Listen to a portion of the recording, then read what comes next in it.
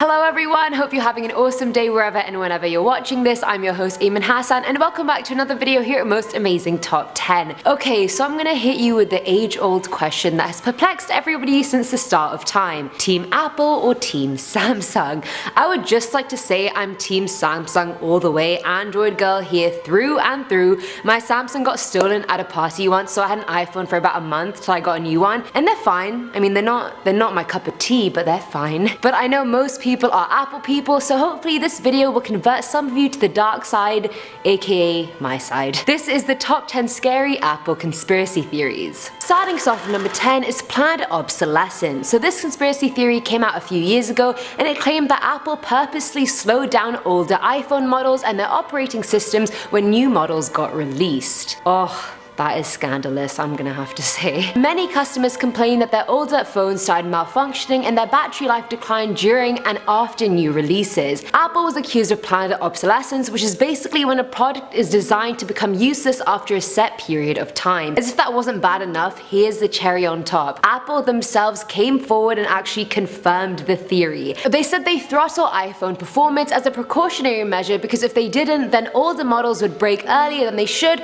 or that they would just keep shutting down unexpectedly. I mean, I don't think that's necessary. Apple, your phones break regardless of what you do, haha. Either way, the company blamed the lithium-ion batteries used in the phones which degrade over time, saying if they didn't diminish the phone's performance, then the risk of internal damage would be a lot greater. Either way, that's the company's problem and customers shouldn't have to suffer and then ultimately have to get the iPhone 20 Plus, which let's face it will just be the iPhone XX, but longer and thinner. There you go. And that's the tea. Coming in at number 9 is the jacks. Can we just have 1 minute of silence for the earphone jack of years past? What a sad time. What a true loss to society, honestly. When the first iPhone model came out that had no earphone jack, people were pissed, and honestly rightfully so. You now had to buy a dongle to connect your headphones to if you wanted to, or you just had to buy that $159 wireless earpods that conveniently dropped the same time the jackless iPhone did. Coincidence? I think not. Conspiracy theorists everywhere have theorized that Apple removed the jack to sort of force users to buy the earpods so the company would double its profits or more. I mean, think about how many iPhone users there are in the world. That's insane. Just think about how many earpods they'd have to buy. Also insane. But business is savage. I would just not be surprised if this was the case. Tech junkies though disagree, and they said that they had to remove the earphone jack to make room for the Taptic engine inside the phone. Either way, who's really gonna buy 159 pair of earpods? Honestly, not me. That's for sure. At number 8 we have biometric data. As times are progressing and technology is developing, instead of clicking the middle button and then the start button to unlock your phone, you can now just use your face or your finger. Does anybody remember doing that? 90s kids doing that to unlock your phone? Anyway, but now Apple has ensured customers that their biometric data is only stored locally on their own phones inside the secure enclave, which is 100% true. But some theorists have advised against using any of the biometric features because they believe it could give authorities a way into your phone and hence your life. Say you get pulled over and for whatever reason the cop wants to go through your phone. All they'd have to do is point it at your face and they'd be able to go through every conversation you've ever had. What if you just did something incriminating? I hope you didn't, but what if you did? They'd know straight away. Others believe they're using facial recognition to collect a database of human biometric data for mass surveillance. For all we know, they could even be selling it to a third party. We honestly have no idea. I'm being watched, I just know it. They're collecting this data, I know it. Filling our number 7 slot is Siri. Hey Siri, I have a question. Why do you not understand anything I say ever? Like, I thought I was an articulate person. I thought if anything I probably over enunciate words, yet Siri still just all over me. Anyway, this next theory claims that iPhones are listening to customers 24/7, and of course Apple has denied this, saying the iPhone only listens for the audio trigger "Hey Siri" and anything that comes after the trigger phrase. But if the iPhone has to listen out for the trigger phrase, then realistically the phone is listening to us all the time because it's waiting to hear that trigger phrase. Do you know how easy it would be for Apple to collect and store personal information about us because of this feature? I know it's against privacy laws for them to do that, but they easily can, and if it was some undercover operation with the government, I can't even imagine, but people say that's Prism.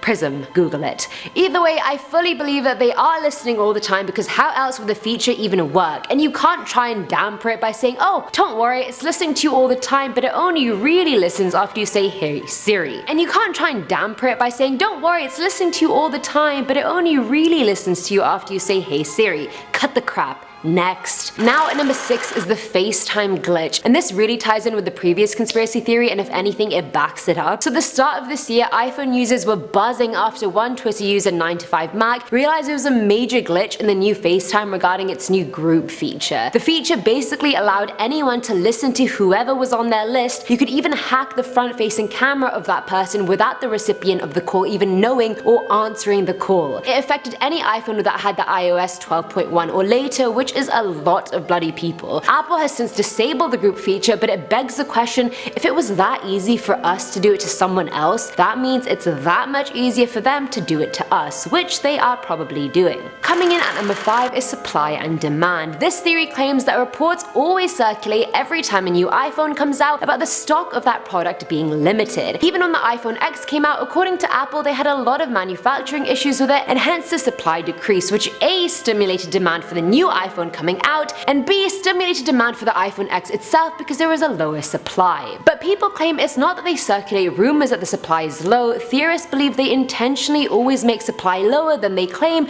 just to boost sales. I mean, Apple is a for-profit company and business is business, right? So, thoughts? iPhone users and the viewers, what do you guys think? At number 4 is Steve Jobs, and I feel like everyone's gonna know about this one before I even say it, but I have to.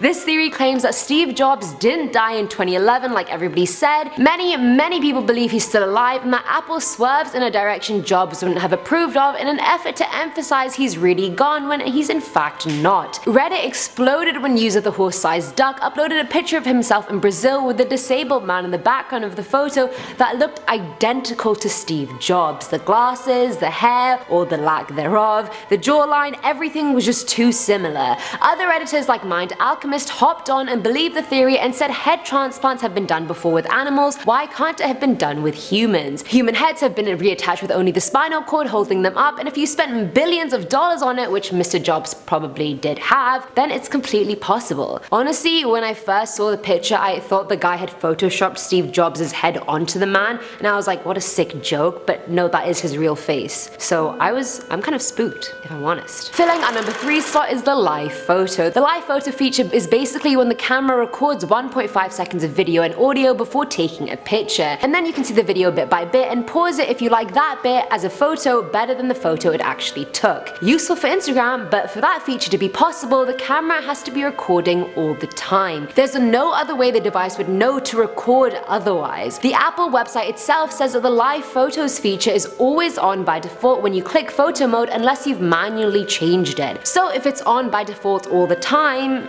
need I say more? So now they're not just listening to us all the time, they're watching us too. That's great. Good thing I don't have an iPhone, but Samsung's probably doing it too. Now at number 2 is sealing products. So I totally back this theory because I think it's a bullshit that Apple products only are compatible with other Apple products, and that there's always like a 2-day wait at the Apple store if you ever want to go in and get something fixed. I haven't experienced this, but all my friends have, so I do have a sample. But this theory claims that Apple intentionally seals all their products in such a way that it makes customers unable to fix or open them themselves. Hence, they always have to go to Apple and pay them a forkload of money to get their product fixed or buy a new one altogether. Phones aside, take the MacBook Pro. They used to have screws on them that were easy to open, but now they have a new 5-point screw on them, so you actually have to go out of your way to find a screwdriver that actually fits it just so you can open it. And these 5-point screws are also on the new iPhones, and some claim the change may have been because of aesthetic reasons or sturdiness, but this theory emphasizes it's just another step in making users unable to fix their own devices. Like, honestly, think about it. Before iPhones and high-tech phones, we all had good phones where the back would just slide off and we could get the battery or the SIM out. Everything was so accessible. Like, nowadays you can barely find any smartphone with that level of accessibility. Why is this slept on? This is a daylight robbery, you guys. This has to be said somewhere. I don't know where. And finally, at number 1 is BEAUTYGATE. So unless you're objectively gorgeous and never look bad, then you, like all of us, usually look like a double chin, egg looking sort of creature when the selfie cam comes on. But with the new iPhones, you aren't that creature at all. You're surprisingly pretty good looking. Reddit users have dubbed this theory BEAUTYGATE, which is actually hilariously done, FYI, good job. A user uploaded uploaded the same selfie of him. One was taken on an older iPhone model and the other was taken on the iPhone XS. First one was more HD, it showed his pores, his flaws, shall we say, but in the iPhone XS version he did not have a single pore, his skin was more pinkish and it was a lot smoother looking. And he wasn't the only one that noticed it. Many customers took to Reddit because they were picturing suspiciously better than usual, so they were curious as to whether Apple added a secret beauty filter to the selfie camera. People started speculating whether Apple added this in secretly so its customers would seem better looking than other phone users and thus elevate the brand's image and entice other people to buy it too. Tech junkies disagree, however, and say the smoother complexion is just because of noise reduction technology in the new phones. Either way, I would also like some secret filters, but the Samsung ones are admittedly not great. See, I'm not blindly biased, I do recognize flaws. And that's all for today's video, guys. I feel like a lot of these theories could be applied to any smartphone really, but they are Apple's specifically. Let me know what you guys thought in the comments below and whether I brought any of you to the Android dark side. Anyway, I've been your host Ayman Hasan and I'll see you next time. Bye!